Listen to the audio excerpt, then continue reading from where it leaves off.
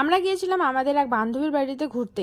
বান্ধবীর বাড়ি থেকে সন্ধ্যার দিকে ফিরি জলপাইগুড়িতে। তারপরে সবাই মিলে রেডি হয়ে আমরা এক রেস্টুরেন্টে খেতে গিয়েছিলাম। কিছুদিন আগে আমার দুই বান্ধবীর বার্থডে ছিল, কিন্তু তখন আমার এক্সাম চলছিল বলে আর ওরা আমাদেরকে ট্রিটটা দেয়নি। ওরা বলছিল যে তোর এক্সাম শেষ হলে আমরা সবাই মিলে খেতে যাব।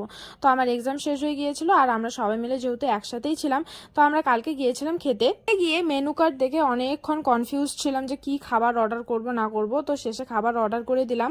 আর আমরা তো আগেও কেক কেটেছিলাম ওদের বার্থডেতে, কিন্তু ভাবলাম আজকে যেহেতু আমরা খেতে যাচ্ছি সবাই মিলে আর ওরা আমাদেরকে ট্রিটটা দিচ্ছে, তো আর একটা কেক নিয়ে যাই, ওখানে কাটবো, খাবো, সেলিব্রেট করবো একটু ছোটোখাটো করে। তো আমরা কেক নিয়ে গিয়েছিলাম, কেক কাটলাম। কেক এখানে এই যে এই দুইজনের বার্থডে ছিল, তোমরা তো দেখলেই।